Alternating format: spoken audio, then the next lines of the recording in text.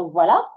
Euh, Nos objectifs d'aujourd'hui, ce sont les suivants. On veut comprendre le fonctionnement des élections, on peut comprendre à quoi sert une mairie de gauche et identifier les grands enjeux portés par la mairie. Et on va aussi identifier les initiatives municipales existantes dans votre commune. Alors, pour commencer, et vous pouvez écrire la réponse dans le chat, s'il vous plaît, pour commencer, quand je vous dis le mot maire, à quoi ça vous fait penser? Alors, vous pouvez soit écrire dans le chat, soit demander la parole, et puis on va vous la donner. Alors, quand on pense maire, quand on dit maire, à quoi pense-t-on? Décision locale, ouais.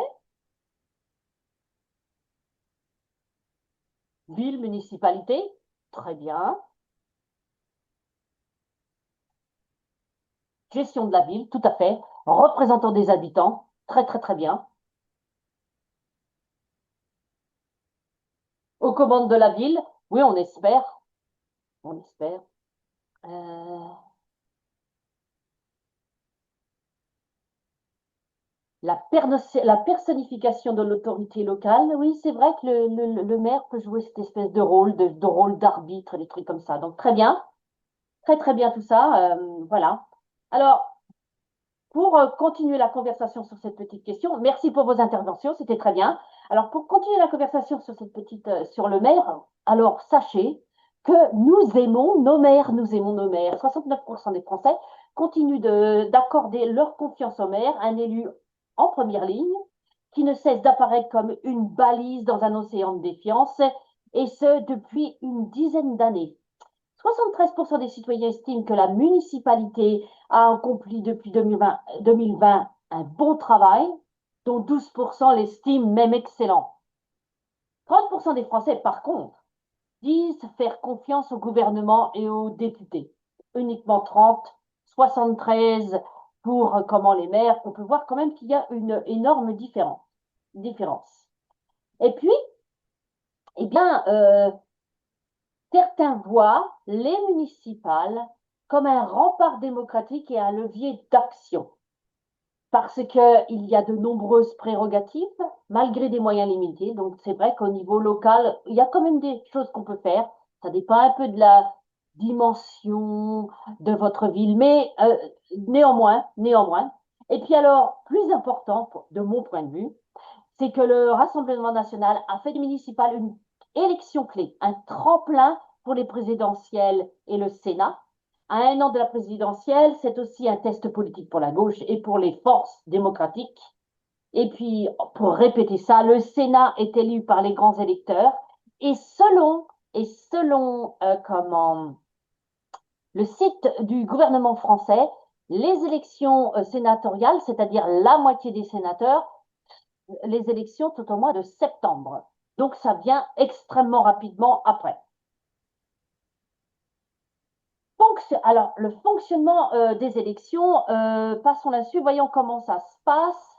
Alors, la fréquence des élections est liste des candidats. Donc, la fréquence des élections, c'est donc au niveau municipal, c'est tous les 6 ans.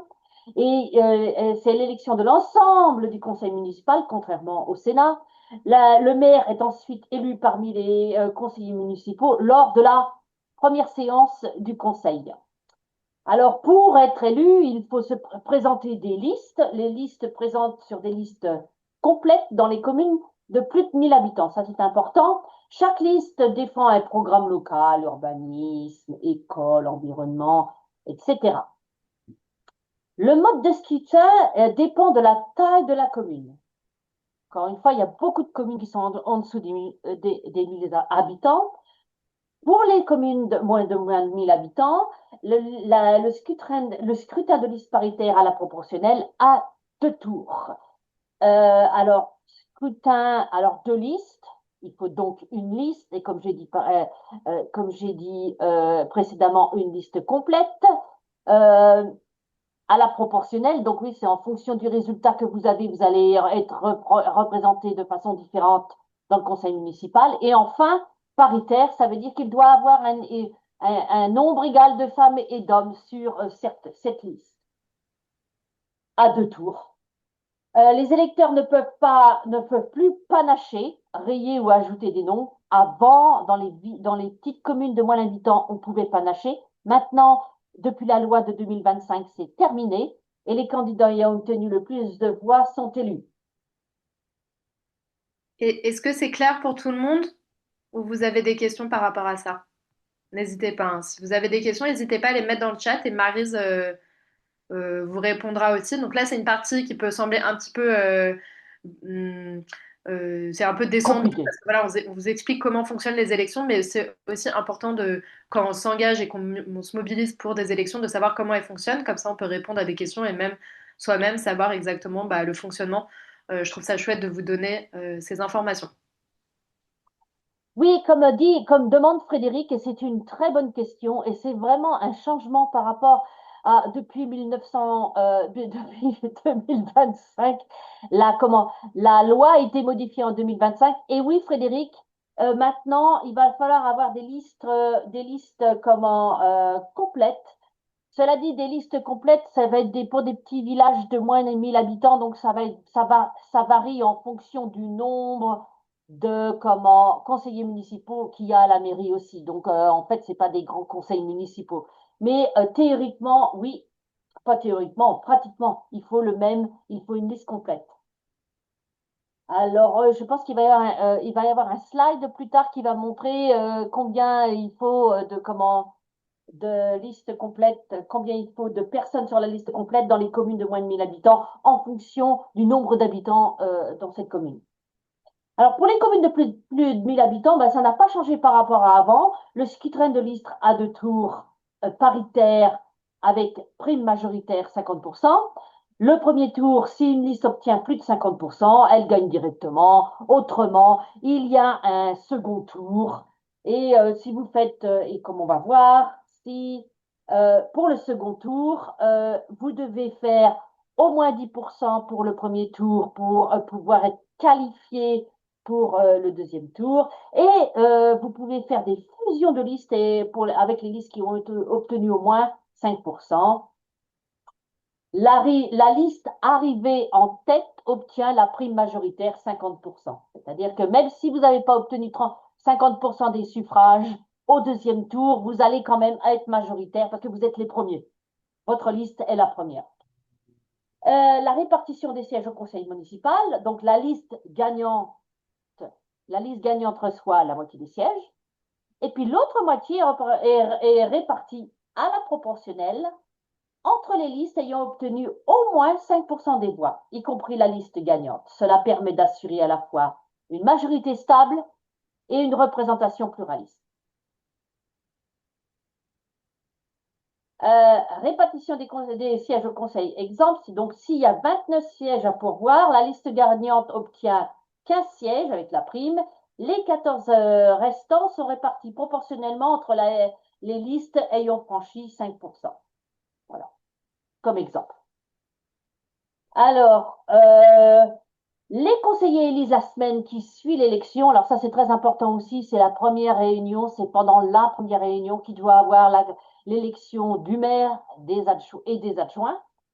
Donc les conseillers élisent la semaine qui suit l'élection. Le maire a bulletin secret, majorité absolue aux deux premiers tours et majorité relative au troisième tour. Les adjoints maires sont en soins élus de la même manière. Donc, vous pouvez voir là, et ça revient un peu à ce que tu posais comme question, Frédéric, il y a quelques instants, la question que tu posais en disant moins de 1000 habitants, il faut une liste complète, et bien voilà. Donc, les nombres de conseillers municipaux dépendent de la taille de la commune. Donc, 7 conseillers pour les villages de moins de 100 habitants, 11 conseillers pour les villages de 100 à 499, 15. Et tu peux voir, Frédéric, donc en fait, il faut une liste, c'est vrai, mais la liste pour les moins de 100 habitants, elle n'est pas si importante que ça, si je puis me permettre. Mais il faut quand même qu'elle soit paritaire, juste pour, pour être précis sur cette question. Vous pouvez voir la déclinaison en fonction de la grandeur de votre village. Alors, plus important et particulièrement en ce moment, alors que le gouvernement français et le Parlement et le Sénat sont en train de négocier sur comment va s'articuler la loi de la finance. Donc oui, les élections municipales ont un lien direct avec le Sénat, puisque ce sont les conseillers municipaux qui vont être les grands électeurs qui élisent les sénateurs, qui sont en grande majorité des délégués municipaux, c'est-à-dire qu'ils sont désignés par les conseils municipaux. Donc oui, la couleur du Sénat a quelque chose à voir avec la couleur des différents conseillers municipaux. Les élections municipales influencent la composition d'un Sénat, même si ce n'est pas un suffrage direct. Alors là, non, c'est un suffrage indirect, contrairement au président de la République qui est un suffrage direct. Euh, alors, en 2025, il y a eu deux réformes. Alors, la première réforme, c'est celle que j'ai déjà mentionnée pour les villes de moins de 1000 habitants. Et il y en a 25 000. Alors, je viens de noter la réforme, c'est-à-dire cette réforme, c'était d'avoir des listes complètes et on ne pouvait plus panacher, c'est-à-dire qu'on ne pouvait plus rayer des noms ou en rajouter. Ça, c'est plus possible. Et puis, il y a une deuxième phase, il y a une deuxième phase pour Paris, Lyon, Marseille. Est-ce qu'on a des Parisiens là? Alors, pour Paris, Lyon, Marseille, vous pouvez écrire oui si vous êtes, en fonction du nombre de Parisiens, je vais allonger ou diminuer ce que j'ai à dire. Donc, il y a il y a une réforme pour Paris, Lyon, Marseille. Avant cette réforme, il y avait des élections indirectes pour le maire de Paris, le maire de Lyon et le maire de Marseille. Maintenant, ça a changé. Il y a des élections directes pour les deux. Alors, quand les Parisiens vont aller voter, ils vont voter deux fois cette année. Cette année, ils vont voter une première fois pour les conseillers d'arrondissement et puis ils vont voter une deuxième fois pour les conseillers de la mairie de Paris, de la mairie de Lyon ou de la mairie de Marseille. Voilà comment ça va se passer. Et les conseillers municipaux, la conseil municipal, ils sont élus au scrutin proportionnel paritaire de liste à deux tours avec une prime majoritaire de 25%. S'il y en a qui veulent savoir ça, plus tard, j'expliquerai ce que ça veut dire. Et les conseillers d'arrondissement sont élus au scrutin de liste paritaire à deux tours avec prime majoritaire 50%. Euh, Quelque chose de particulier qui a émergé surtout depuis 2020, c'est ce qu'on appelle des listes participatives.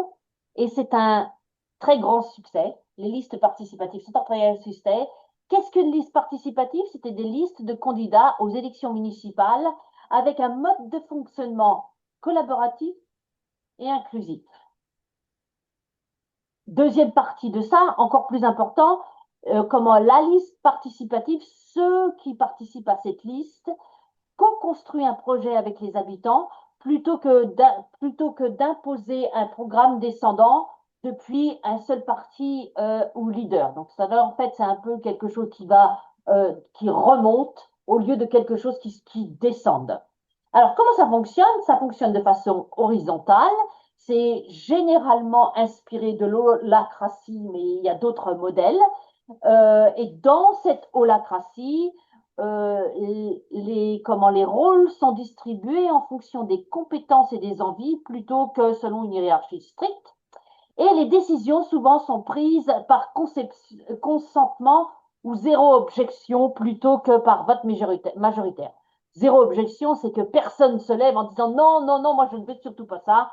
On essaye plutôt d'avoir des discussions assez saines et assez diplomatiques pour avoir l'accord de tout le monde au maximum. Le projet est co-construit. Alors ça, c'est ce que personnellement je trouve le plus intéressant, c'est-à-dire que le programme est élaboré avec les habitants par des ateliers participatifs, des consultations locales ou des réunions publiques. Et en fait, comme ça, vous pouvez voir, c'est quand même un moyen assez intéressant pour refléter vraiment les besoins de la communauté. Donc ça, ce sont les listes participatives. Euh, elles mettent l'accent, ces listes participatives, sur les valeurs et les idéaux démocratiques. Elles se concentrent sur la transparence, l'inclusion, la coopération. La transparence, c'est toutes les décisions et les budgets sont accessibles à tout le monde et compréhensibles. L'inclusion, c'est chacun et chacune peut participer, peu importe son expérience politique. Et la coopération, c'est la priorité à l'écoute, au dialogue et à la recherche de solutions communes. Et c'est ça que je trouve extrêmement intéressant, moi. Alors, la page suivante, c'est pour vous donner deux exemples. Les listes participatives, le mouvement continue de grandir. On dénombre aujourd'hui déjà près de 165 nouvelles listes. Alors, comme je vous ai montré précédemment, il y en avait en 2020, il y en avait 600, c'est écrit en haut à droite de la slide. Et cette année, il y en a, il semblerait, 165 listes citoyennes et participatives de plus. Alors, par exemple, si vous voulez, vous pouvez toujours, si vous êtes près de ces endroits-là, vous pouvez regarder Angers Coopérative ou Chartres en commun. Mais plus important, de mon point de vue, et plus difficile à spécifier, c'est que fait ma mairie. C'est-à-dire, là, je parle des compétences. Alors, Maryse, oui. il y a des petites questions, alors peut-être que ça vaut le coup de Ah, les regarder ah oui, rapidement. je pensais que c'est toi qui répondais, désolé. Ah, pardon, non, mais peut-être que c'est comme on est en petit groupe, tu as le temps d'y répondre à Ouais, l'oral. parfait. Alors, dis-moi jusqu'où il faut que je retourne. Non, mais par exemple, la dernière, je pense qu'on peut y répondre. Dans Euh, ma commune, c'est la maire ou le premier adjoint qui peuvent siéger. Comment on fait une liste participative? Alors, pour faire une liste participative, eh ben, vous allez voir vos amis et les gens que vous pensez qui veulent s'engager politiquement au niveau local et qui sont peut-être pas contents avec les listes qui existent déjà, mais tout à fait ont tout à fait la volonté de créer un projet alternatif et sont conscients, et vous avec, que toutes ces personnes vont il y a pas mal de personnes au niveau local qui vont être d'accord de créer une liste qui vont avoir des valeurs et des idéaux démocratiques de transparence, d'inclusion et de coopération. D'une certaine façon, c'est vraiment les listes participatives, c'est vraiment l'initiative locale. C'est-à-dire que vous, à votre petit niveau, vous voulez créer quelque chose, vous organisez avec d'autres personnes et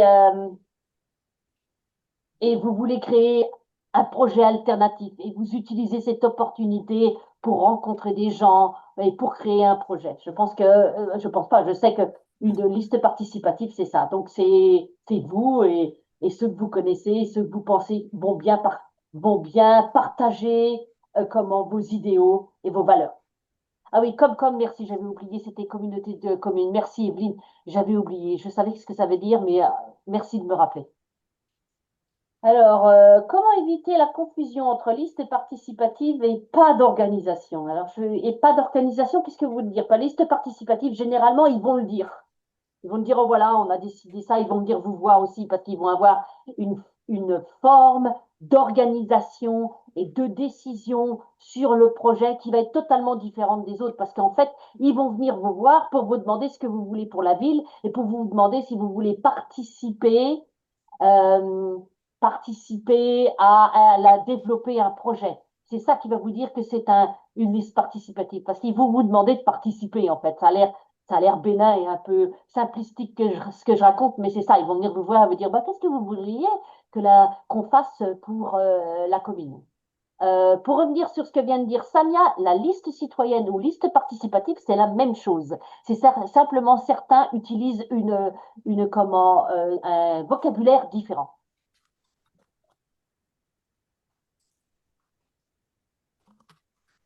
Comment éviter ah oui, alors pas d'organisation. Comment éviter la confusion entre liste participative et pas d'organisation? Slavicha, je ne sais pas vraiment ce que vous voulez dire pas d'organisation. Vous voulez dire comment des gens qui viennent de façon, je sais pas.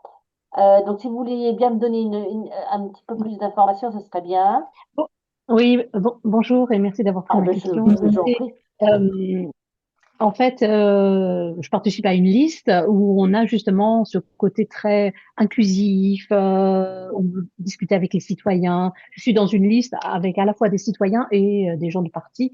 Et je trouve que le fait de dire oui, on fait participer tout le monde, on veut recueillir les attentes de tous, et, bah, ça, des fois, ça bifurque vers, bon, on n'a pas besoin forcément d'avoir une organisation très stricte.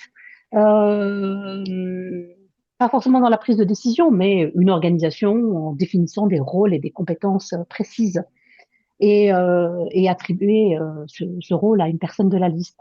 Et je trouve que le fait justement d'être collaboratif, bah, dans ma liste, en tous les cas, ça a un peu ce travers-là.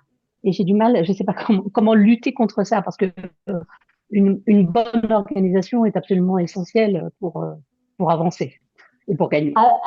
Et donc, si je suis ce que vous dites, et c'est très intéressant ce que vous dites, hein, donc si je suis ce que vous dites, vous pensez que c'est pas assez organisé, en fait, Oui, tout à votre fait. liste. Oui, ça va un petit peu dans tous les sens, c'est Ouais, ça que vous c'est voulez ça. dire.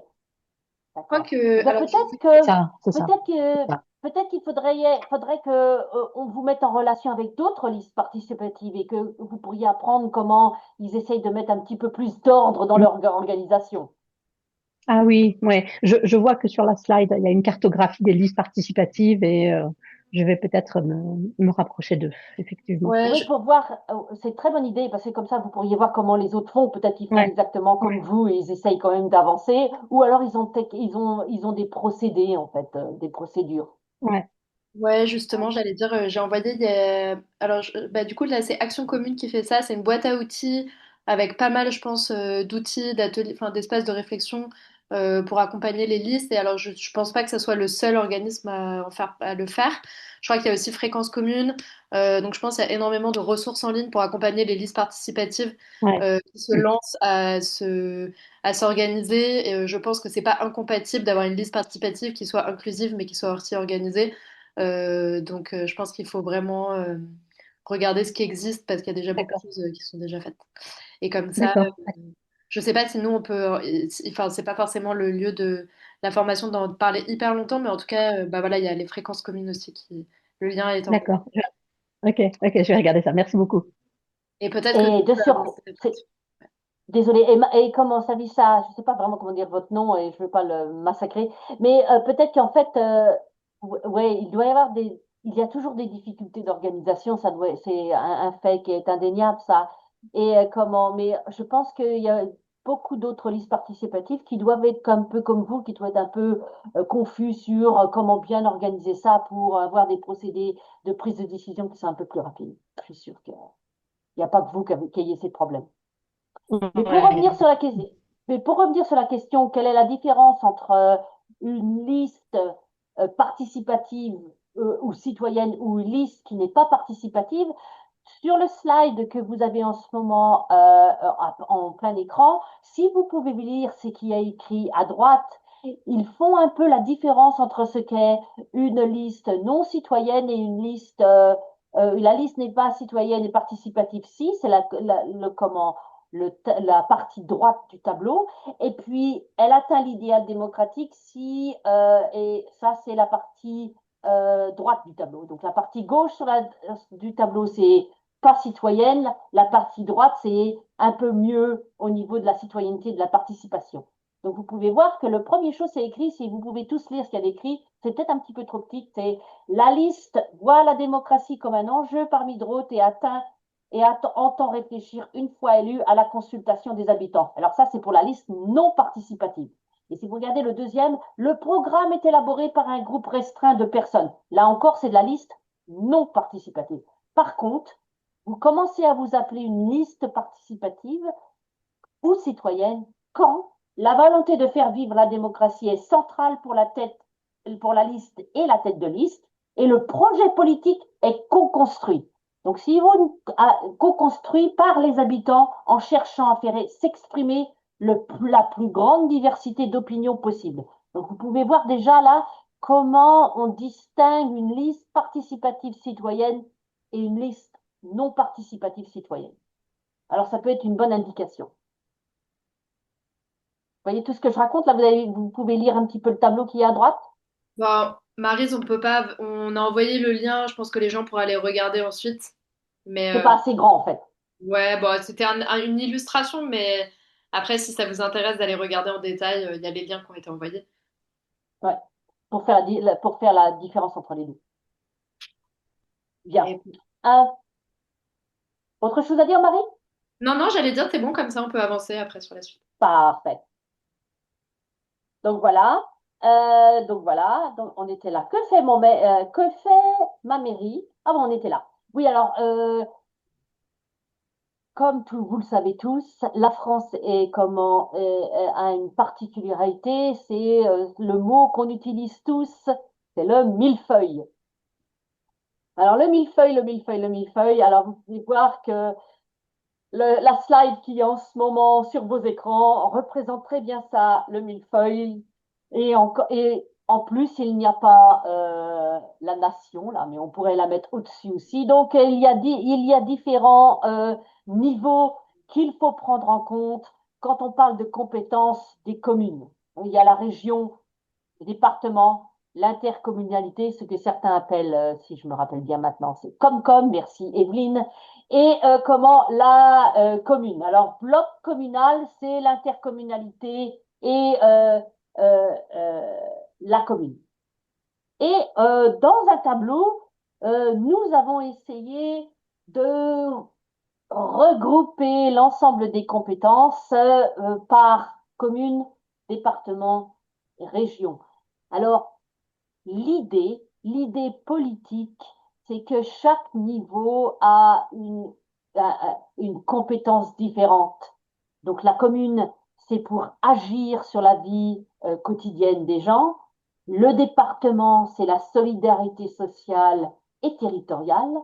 Et puis la région, c'est le développement, la formation et la planification. Donc ça, c'est l'idée. Voilà l'idée de la façon dont les compétences doivent être séparées entre les différentes entités.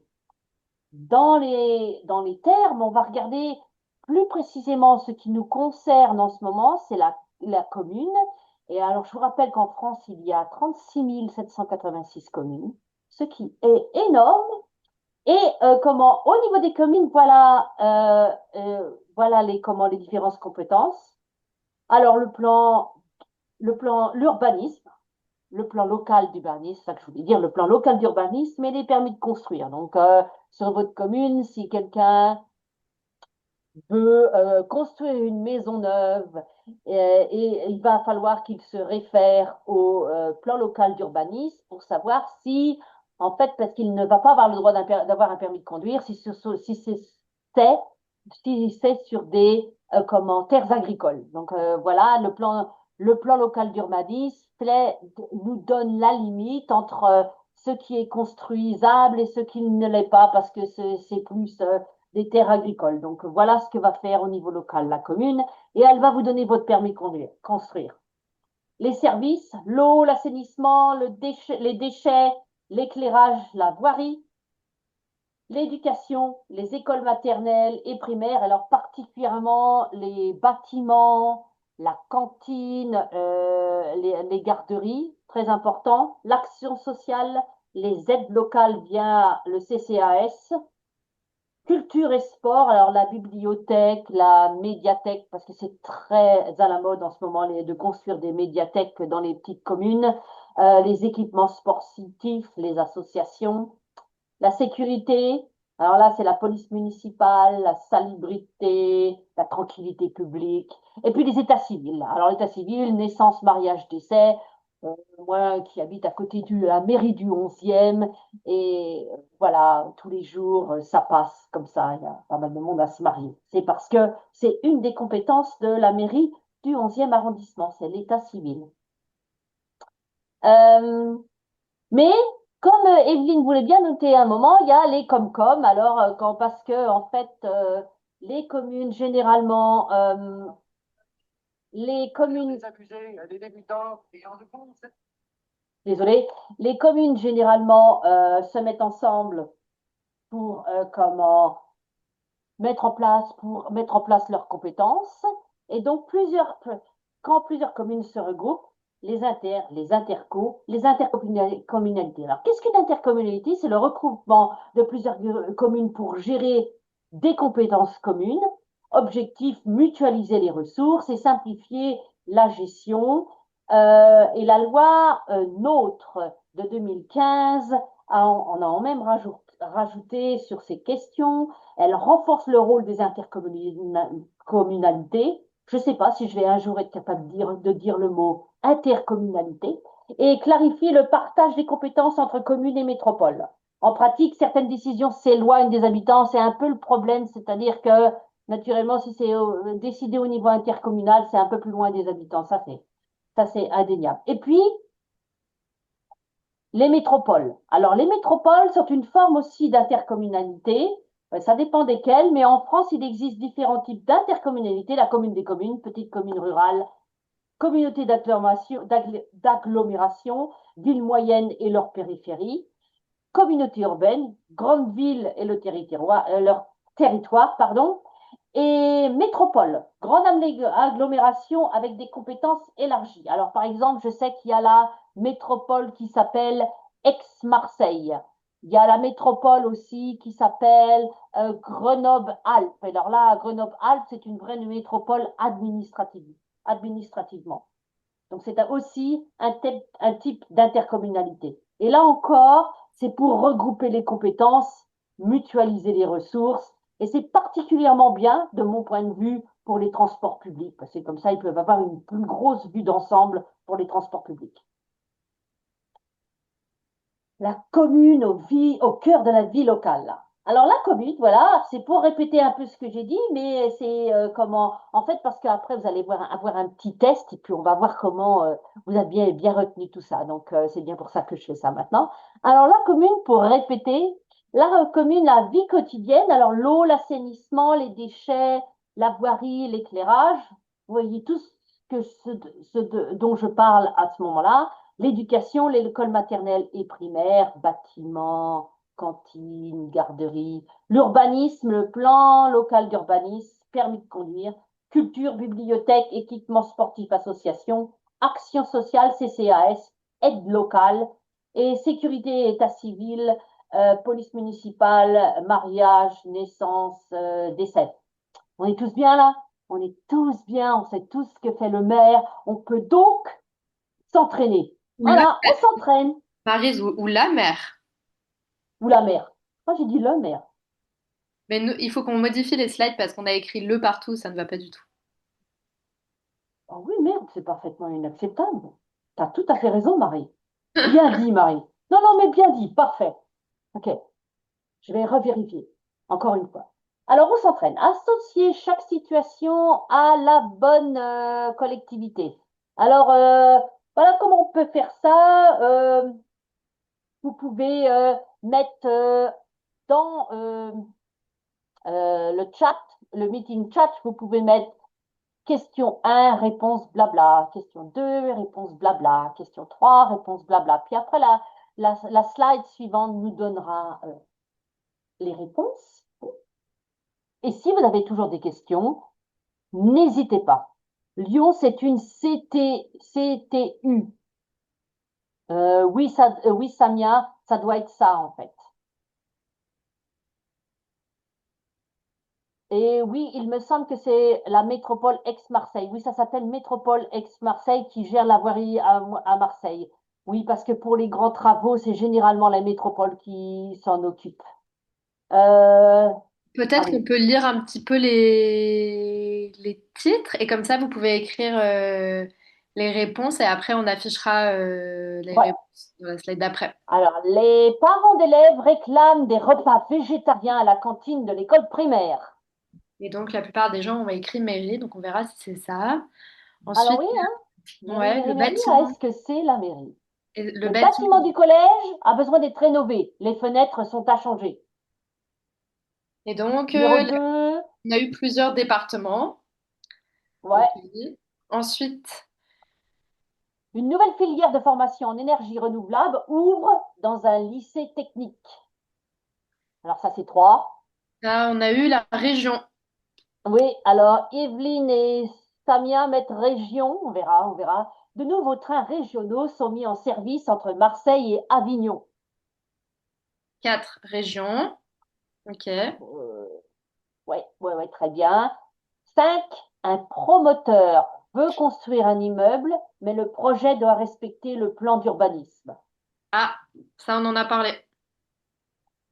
Tu crois? Les camions de collecte passent 2 fois par semaine dans les villages environnants. Donc, un camion de collecte, selon vous, est-ce que c'est plutôt l'interco, la mairie? La Ensuite, région, le département. une aide est versée pour les personnes âgées qui sont dépendantes ou un enfant est placé en famille d'accueil. Pas facile celui-là. 7, la mairie. Plusieurs mairies pour le 7. Ensuite, on a une subvention est accordée à une start-up locale pour développer une innovation écologique. Samia Ouais, nous dit la Samia, région. 8. Région. Ah, Frédéric a décidé de répondre tout un. Alors, un commune, deux départements, trois départements, quatre régions, cinq communes, six comme. Bien, bien, bien, Frédéric. Très bon Et travail. il en reste 2. Donc, une grande ligne de bus express est créée pour relier plusieurs communes voisines, selon vous. On nous dit, Frédéric, il dit que c'est la région. Ouais, Samia dit que c'est la région aussi. Philly dit Interco. Et finalement, le club de foot local reçoit une aide pour rénover son terrain et accueillir les jeunes du quartier. Samia dit la Classique, mairie. classique. Frédéric dit Samia, aussi la mairie. mairie. Evelyne dit la Mhm. mairie. Allez, on Ah oui. découvre les réponses. Ah oui, oui, oui.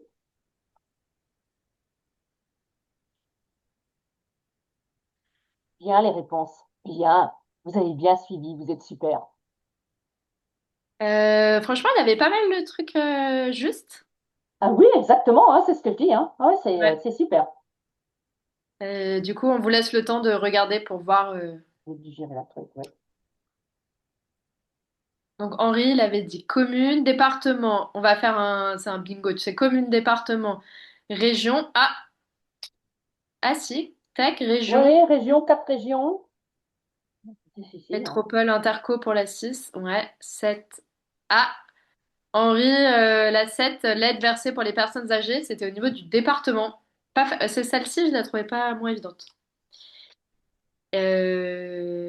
Trop bien, super. J'espère que ça vous aide, ces petits exercices comme ça. Je trouve ça plus concret quand on parle vraiment de projets concrets que quand on parle juste de compétences qui sont un petit peu génériques.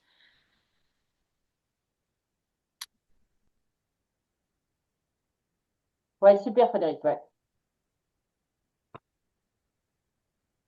Trop bien. Et bah, Marie, tu peux continuer. Merci, Marie.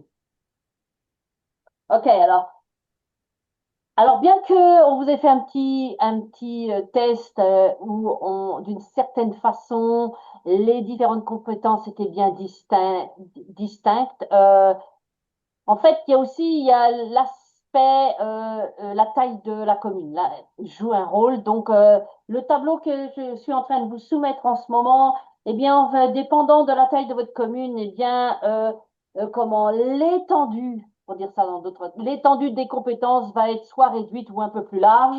Alors, petite Camille, euh, éducation, par exemple. Alors, d'abord, on voit élus conseils municipaux, dont au niveau de la petite commune, il y a entre 9 et 15 élus. Au niveau des grandes communes, il y a 33 à 69 élus, donc on voit quand même qu'il y a quand même une énorme différence. Et donc au niveau de l'éducation, ça va changer quelque chose. Éducation, entretien des écoles primaires et maternelles, cantine, garderie. Alors c'est simplement entretien.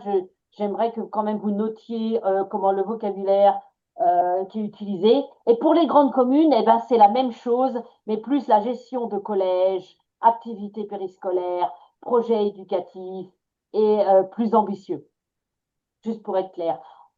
Comment c'est les communes, les petites communes de moins d'habitants, c'est aussi les arrondissements de Paris. Par exemple, les arrondissements de Paris n'ont aussi que l'entretien des écoles primaires. Ils n'ont pas plus que ça, c'est vrai. Pour Marie, l'urbain, oui. non, j'allais dire, je sais pas, peut-être qu'on rentre pas forcément dans le détail, de toute façon, comme on enverra les slides, mais c'est juste pour avoir en tête que. Ah oui, d'accord. Non, mais comme Tu je vois veux. le temps qui passe, peut-être qu'on peut passer après aux exemples. Ou Ah non, oui, il est 13h45. Ah oui, j'ai oublié ça. Bon point, Marie, on encore. vous enverra, mais c'est Parfait. juste pour bien garder en tête qu'en fonction de la taille des communes, les services sont sont un petit peu L'é- différentes. L'étendue du service aussi, ouais, l'étendue des compétences, en fait. Ouais. Ok, donc là, la suite, euh, le conseil et le maire. Alors, qui décide et qui exécute? Eh bien, le conseil municipal est l'organe de décision composé de tous les élus municipaux. Ils votent les décisions importantes, ça c'est très important. Budget, règlement, urbanisme, projets locaux. Représente les habitants et leurs intérêts. Élit le maire et les adjoints. Le maire exécute, met en œuvre les décisions du conseil, gère les services municipaux. En d'autres termes, je trouve que cette slide représente très bien, c'est pas moi qui l'a fait, mais c'est très bien fait. Être maire dans la petite commune, le rôle informel de médiateur. Donc il y a un rôle officiel, ce qu'on vient juste d'expliquer, comment exécute les décisions du conseil. Et puis il y a un rôle informel, lien direct avec les habitants, médiateur et résolution de conflits, coordination des initiatives locales et présence symbolique. Alors, illustration de mairie engagée. Alors là, on va vous donner quelques exemples d'initiatives qui sont faites au niveau local pour un peu relancer le côté participatif. Alors, le premier exemple, c'est à Grenoble. Alors, Grenoble a mis en place différentes initiatives, mais il y en a trois principales qu'on peut mettre. C'est la participation citoyenne, la mobilité douce et la transition écologique. La participation citoyenne, par exemple, c'est comment chaque citoyen, groupe de citoyens peut venir voir la mairie et dire, moi j'ai un projet, j'aimerais bien qu'il soit payé par la mairie et voilà mon projet. Alors le projet est donc soumis à la mairie, regarde si c'est possible, si c'est économiquement possible et s'ils ont le budget. Et comme ça, que certains projets participatifs peuvent émerger. Mais ça peut être aussi sur la mobilité douce et sur la transition écologique, comme la suppression des panneaux publicitaires. Voilà.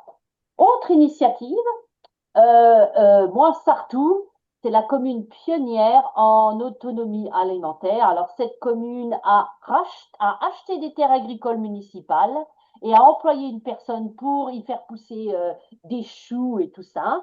Et puis, elle a créé une cuisine centrale municipale où on y propose des repas à 100% bio, locaux et de saison, naturellement venant des terres agricoles qui sont maintenant exploitées. Et donc, ça a permis la formation du personnel à la cuisine durable et à la gestion fine des portions. Et puis, euh, cette initiative que je trouve, moi, assez extraordinaire, en fait, elle a un impact positif et c'est pour ça que je l'aime bien, c'est pour son impact. Elle réduit le gaspillage alimentaire. Il a été divisé par trois. Elle dynamise l'agriculture locale, exactement. Et puis, elle sensibilise surtout les enfants à l'alimentation et à l'environnement. Je trouve cette initiative assez extraordinaire. Voilà. Autre initiative, c'est la commune de Lhuîtré. Alors là, c'est où je suis né, moi. Alors, action concrète d'une petite commune autour de la mobilité douce. Alors, la commune a acheté des vélos électriques, qu'elle met à la disposition des locaux ou des touristes pour aller faire leurs courses ou aller sur les chemins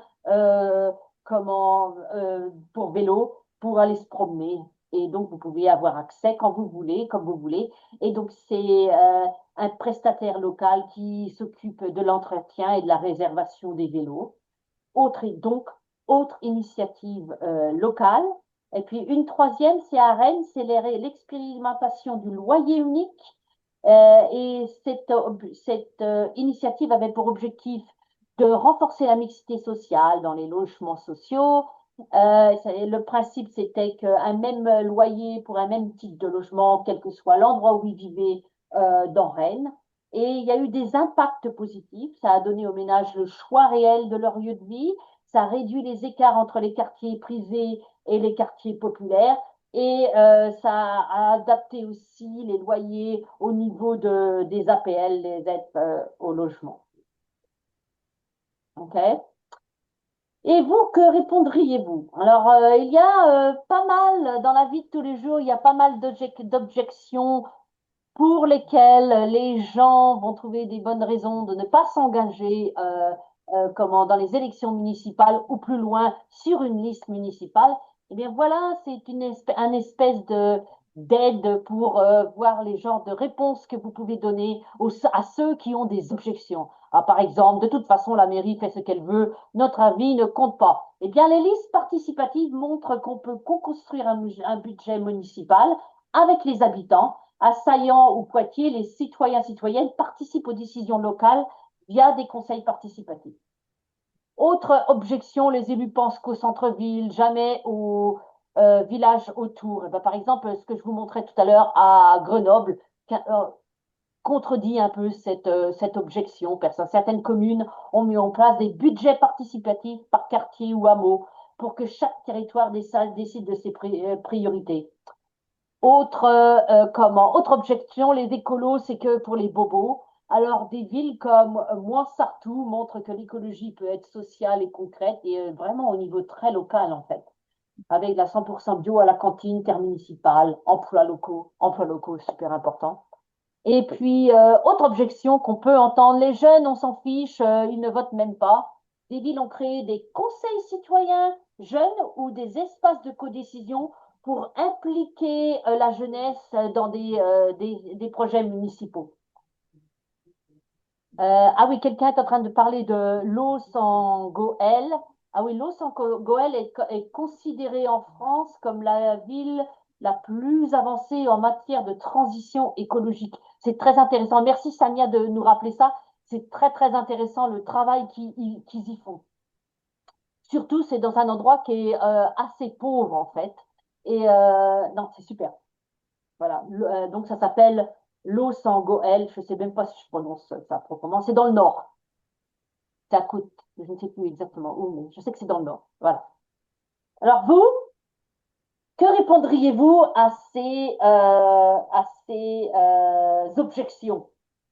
Vous pouvez mettre ça dans le chat si vous voulez, les réponses que vous pourriez donner quand certains disent ouais, les jeunes, ils s'en fichent. Ouais, de toute façon, la mairie, elle fait ce qu'elle veut. Quel genre de réponse pourriez-vous donner aux yeux et aux oreilles de ce qu'on vient de tous entendre?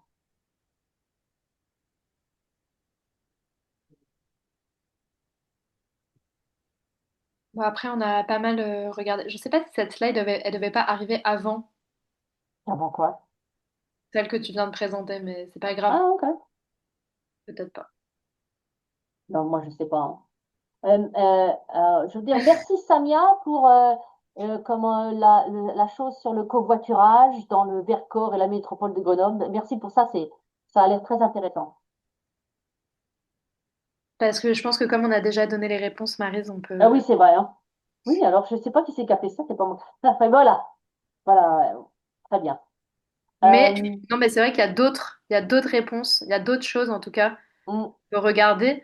Euh, comme bah voilà, on a mis d'autres initiatives, mais c'est ah, non, désolé. c'est Voilà. pour montrer qu'en fait il y a toujours la mairie en fait a énormément de compétences et face aux objections qu'on peut entendre sur le terrain, finalement il y a beaucoup de choses euh, qu'on peut proposer. Et la Ouais. liste est longue, et donc il ne faut pas hésiter à regarder tout ce que peuvent faire les mairies de créatives et de créatifs, parce que ça peut permettre de répondre voilà, aux objections qu'on peut entendre sur le terrain, si on part militer par exemple, Mm. ou faire des actions de terrain, Bon, etc. moi, j'aime particulièrement les jardins potagers, les composteurs collectifs, les ateliers zéro déchet. Alors, jardin potager, moi, les jardins partagés, pardon, je suis en train de désespérément essayer de trouver ça à Paris, que je Mais trouve que ça a Maryse, un on n'est meilleur. plus sur la bonne, on a quitté le mode plein écran, on n'est plus sur la bonne slide. Oh merde! Ok. Je reviens. 2 secondes. Hop, voilà, c'est bon? Ouais, trop bien. Parfait, désolé. Donc, moi, j'aime bien un jardin partagé, composteur collectif. Ça devrait être automatique à peu près partout. Comme ça, quand on a un compost, et on a moins de déchets quand même. Quand même. Moi, particulièrement, je ne sais pas pour vous, mais moi, si j'ai un compost, mes déchets diminuent de 2 tiers, en fait. Est-ce qu'on prend le 5 minutes pour voir s'il y a des questions? Je ne sais pas ce qui Ouais, reste à très, faire. très bonne idée.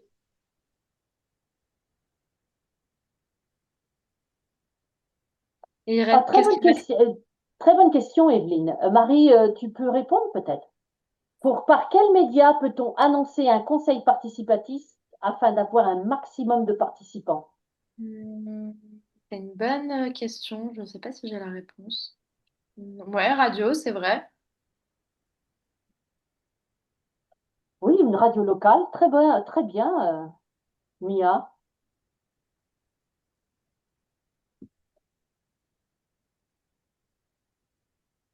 Les Les réseaux réseaux sociaux, sociaux, c'est bah oui, évident. oui. Aujourd'hui, Hum, c'est ce qui touche quand même hum. beaucoup de jeunes. Ah, Evelyne, on t'entend pas. Je sais pas si tu voulais parler. Faut que tu coupes. Oui, si, je trouve que le bar du coin, c'est une excellente idée. Carrément. Oui, Bah oui, exactement. c'est Parce très qu'effectivement, local et c'est assez. moi, Ouais. je vais être dans un tout petit village avec quand même beaucoup d'étendue géographique, donc difficile d'avoir des panneaux d'affichage, et les réseaux sociaux, je suis pas sûre que, vu l'âge de la population, ce soit efficace. Mais le bar du coin, le coiffeur, les choses comme ça peut être pas mal, oui. Hum, hum.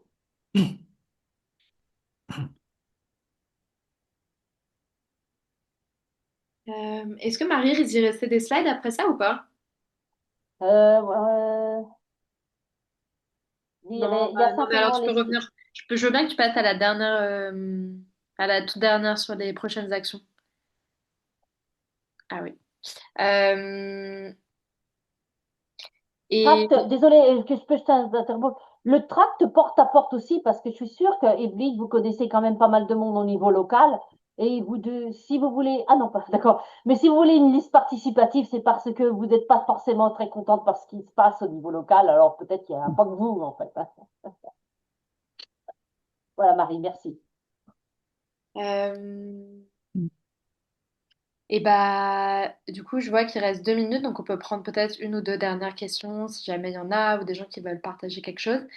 Et bah, l'idée de cette session, c'était un petit peu de, voilà, de rappeler un petit peu les enjeux de la mairie par rapport et des municipales et comment ça fonctionne. Et maintenant, bah, si vous aviez envie de euh, vous mobiliser pour rejoindre une action avec Victoire Populaire, et ben soit vous voulez rejoindre par exemple une action sur le terrain. Et pour ça, on peut vous former dans des petits briefs pour savoir bah, voilà, comment vous rejoindre votre groupe local et quelle action vous pouvez faire. Donc, c'est des briefs. Il y en a régulièrement qui sont organisés. Et c'est sur la même page que les formations pour s'inscrire et rejoindre pour pouvoir agir sur le terrain. Après, si vous n'êtes pas, vous n'avez pas envie d'agir sur le terrain et que vous voulez faire plutôt du phoning, c'est super, super utile pour appeler par exemple des gens de gauche qui sont déjà engagés, mais pour les motiver, et ben, il y a les sessions de phoning qui sont organisées. Il y en a plusieurs par semaine aussi. Et comme ça, vous n'êtes pas obligé de quitter votre canapé. Euh, et rejoins, oui, oui, il y a un G, c'est mal écrit.